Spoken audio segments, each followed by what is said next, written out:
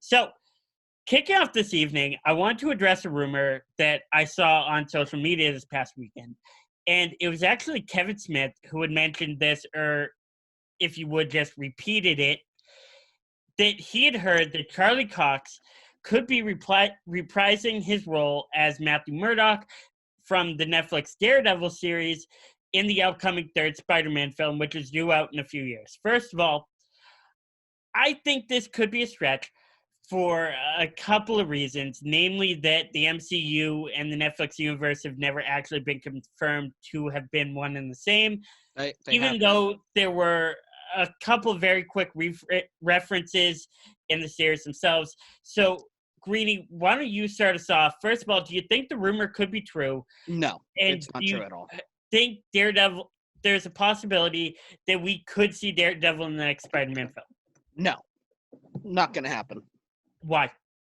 I think it's too soon. I think it's too soon. Like, we just finished with the Daredevil. We're not getting another one, not for a little while at least. Also, I don't think they're going to continue with Charlie Cox. Charlie Cox was amazing as him, but they're going to want to separate themselves from the Netflix series. Why? If the Netflix series, so okay, I understand on one hand why they would, but on the other hand, if the Netflix series was so successful, why not use them? And when I circle back to me, I know I'm going to bring that up, that they have them, so why not use them? I think there's also just a lot of contractual things, I think, and there's a lot of behind the scenes stuff that we will probably never know about, and I think that's just the main issue with it. Sean, what are your thoughts? Do you think we could see Daredevil in the next Spider-Man movie? I gotta go Greenblatt on this one. I don't think it's gonna happen. Would I like it to happen? I mean, absolutely. I thought Charlie Cox was amazing during that show, and I was very disappointed when they canceled that among all the other Netflix shows. But we all were. I just feel like it's a bit of a stretch of anything. I feel like track record wise, they just wouldn't do it. So here's my opinion on it. So one way or another, right now, Marvel's at a point where they can go in a bunch of different directions. Because as of right now, they have no big story arc to follow. The Infinity Saga just wrapped up. They have a handful of big-name characters still on the roster at the moment, but two of their big three are gone. Yep. We know that we're going to get the Fantastic Four. Mm-hmm. We know they wouldn't have paid all that money for the X-Men if they weren't going to do anything with it. If they weren't going to do anything with it. Well, Kevin Feige said that they did have big plans for both the mutants and the X-Men. Mutants and the Fantastic Four. Exactly. So we have a very open future in front of us. Yeah. And of course, with those characters, you can obviously either recast them or stick with the actors you have in the Fox universe. Now, I think it's 90-10 they recast, with the exception, obviously, I think is going to be Ryan Reynolds playing Deadpool. Yep. They already said he's working on Deadpool 3 with Disney. Yeah, so I don't think there's any chance that changes. But at the same time, in tracking back to the subject at hand, they have all these new characters where they have all this possibility to go with, but you also still have the old characters that could fit right into the New York universe and the Spider-Man universe with some incredible actors playing these fan favorite guys. And I know these fans have been attached to these characters forever. Me, particularly, I've been a Daredevil guy since I can remember reading comic books. Daredevil is one of my personal favorite characters. I have volumes of it right over there. And so you've got fans like me and fans like my dad who have been reading them since they were my age, these characters since they were my age, and following these characters forever. That now you have guys like Charlie Cox as Daredevil. You have Vincent D'Onofrio as Kingpin. And, of course, my personal favorite, you have John Bernthal playing the Punisher. Yeah. You have Mike Coulter playing Luke Cage. Like, you have some really amazing, talented actors playing these characters that, me personally, I feel like it would just be a waste to get rid of. And yes, we can say, well, it was short-lived, and they went on a high note with Daredevil 3, and they took the platform they had, and they did their best with it. But at the same time, we only had 3 seasons of Charlie Cox's Daredevil. we only had realistically 2.5 seasons of John Bernthal's Punisher. I see so much more they can continue to do with this. And especially to me, like I said, I just feel like it would be a waste to start over. Because contractually, you had brought up Greenblatt, there's a lot of contractual stuff to go into it. I know for a fact one of the things in that contract was that even with Disney Plus, Disney couldn't use the licenses or couldn't use the characters that were used in Netflix for 2 years. Well, they cut the contracts in 2018, and right now it's 2020. Once coronavirus is done doing its thing, they're going to have to make new content for Disney Plus. I know we talked about Moon Knight they already have, and we're getting a Captain Marvel, Ms. Marvel TV show, mind you, and She-Hulk. I don't see any reason they can't bring Daredevil, Punisher, Luke Cage, and Iron Man back up and bring that back to the forefront. Do you mean Iron Fist? Iron Fist, sorry. Iron Man. I mean, the RDJ said, RDJ did say that he was willing to go back because of how bad, he said because of how bad Doolittle is, he's willing to take a pay cut to come back. Here's the thing, though.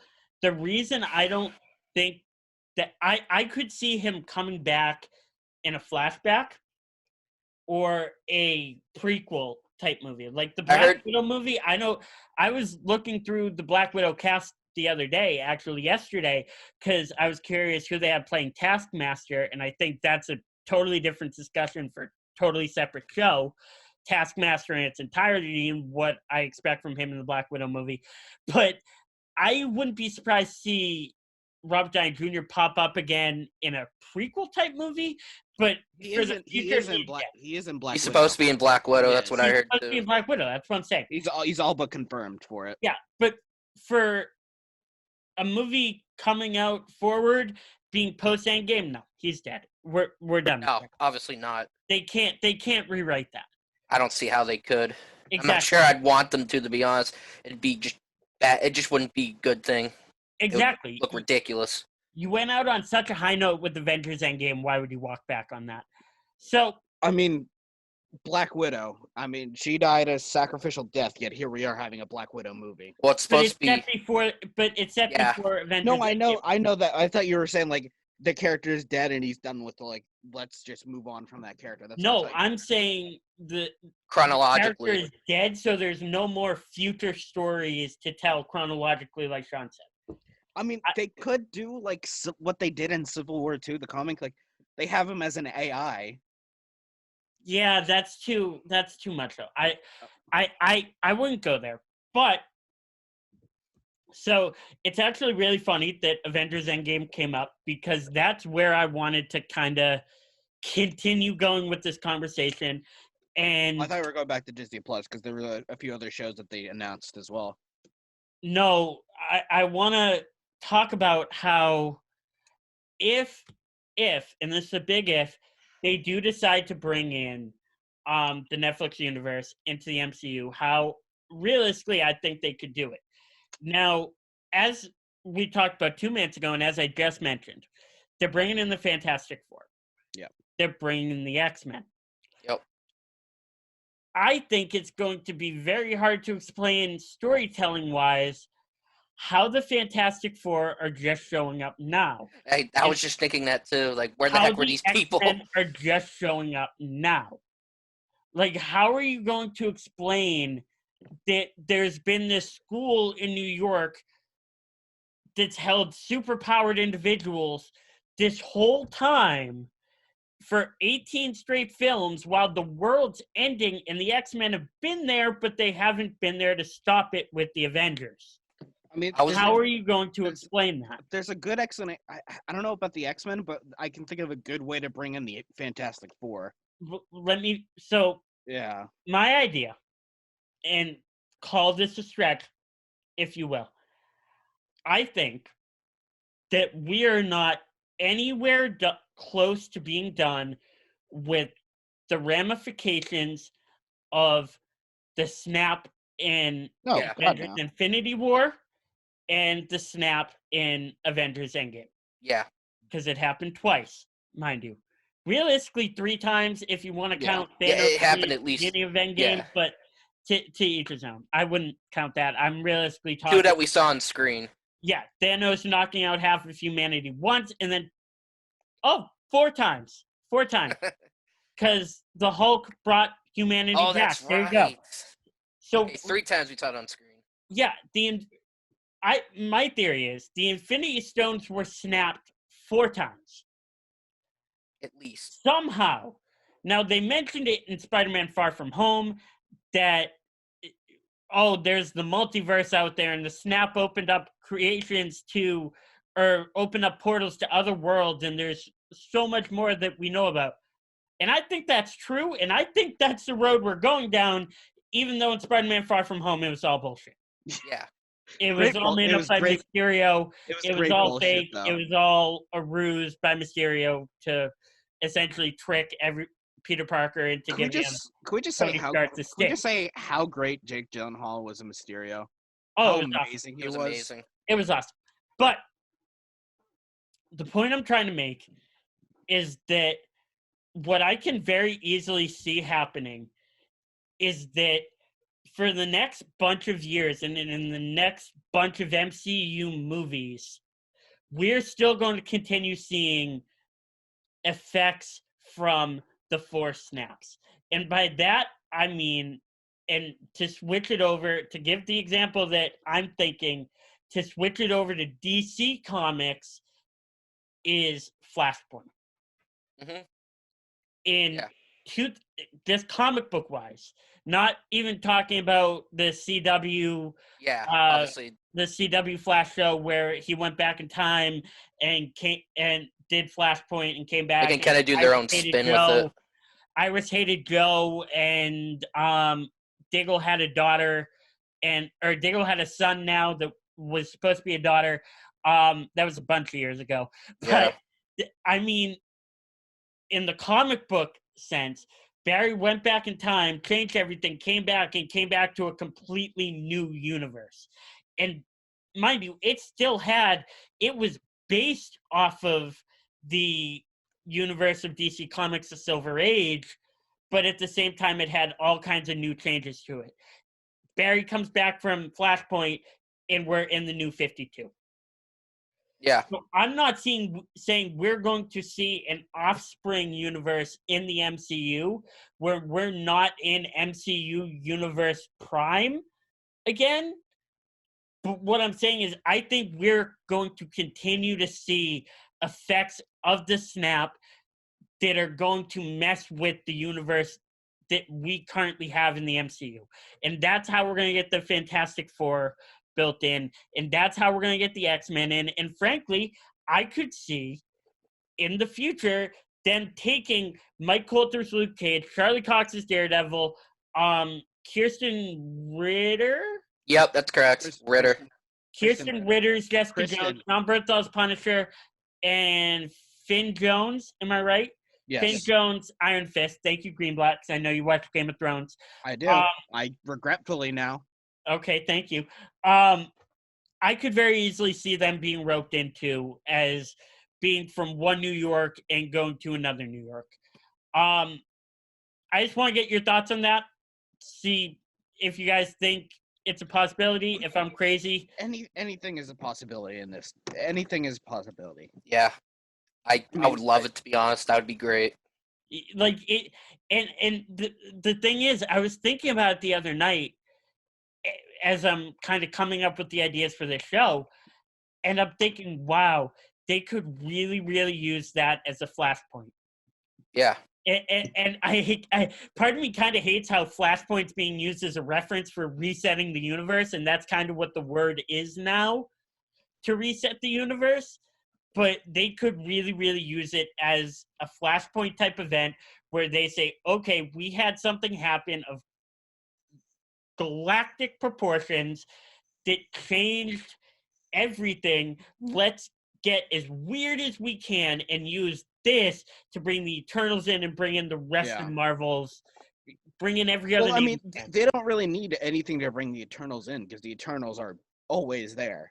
They don't need anything. No, I understand that, but what I'm saying is they can use this event, mind you, this crazy event to bring in things like the Eternals. They can only get weirder from here. Yeah. You know what I mean? Can we talk about the Fantastic Four for a little bit? So, Fantastic Four, the best way to bring them in is that like they just come back from the negative zone. They've been stuck in the negative zone for years. Yeah, that's a good point. Yeah. And I mean, we already have a good idea. The biggest fan cast for that is like the biggest fan casting is he already wants to do it for Reed Richards. They both do. Yeah, Reed Richards. John Krasinski would love to be Reed Richards. And Emily Blunt would like to be Sue Storm. With the Fantastic Four though, I want them to bring the kids in. I want to see Valerie and I want to see Franklin. I want to see not immediately. I mean, it's just they bring such an amazing dynamic to Reed and Sue. I love it. It just you also get to see Johnny. No, as I definitely uncle. agree. I have read the recent books too. The recent books are amazing. Dan Slott is a fantastic. That's what writer. I'm saying. I know they're obviously a huge part of the more recent books, but I think they have to start out on a more traditional note with the Fantastic Four, and that's starting with 4. Yeah, but as long as we don't need another origin. We should not get I don't think we'll get another Fantastic Four origin movie. Yeah, they need to stop doing that. I think what Disney's gonna do is I think they're gonna pull a Spider-Man and just not even bother doing an origin. They're just gonna jump right in with the Fantastic Four. Everyone knows what you hope they're gonna do an origin. I hope they will. I hope they do it like that. I mean. Okay, they hope they do it. Oh, okay, yeah. I was about to say I don't need a third version of their origin. That's just too much for me. It would be a fourth technically if you count the 90s. Yeah. What I think realistically is most likely to happen is they do it in flashbacks or they do. Oh yeah, that makes sense. Yeah, like quick flashbacks or whatever. Kind of like if you think about the Batman movies of the 90s. That's what they did. Yeah, exactly. If you look at the Nolan Batman movies, it started out in the beginning. Correct me if I'm wrong, because I haven't seen Batman. Yep, that's exactly what happened. You're right. Bruce Wayne's father dying. Mm-hmm. In all of the 90s Batman movies, you just have that 5-minute not even 5 minutes, that 3-minute flashback scene where they're in the alley, they get shot, and it's like, Batman. That's how 89 Batman starts. Yeah, great movie, by the way. I missed. That's how it starts. 89 Batman. Yeah, I think it starts with like him, doesn't it? No, it starts with the mugger trying to get this random family of right. Similar. It wasn't the one we're thinking of. I haven't seen. It's been a couple years since I've seen. Yeah, Batman same. 89. I gotta rewatch it. Well, we're all stuck here. Yeah.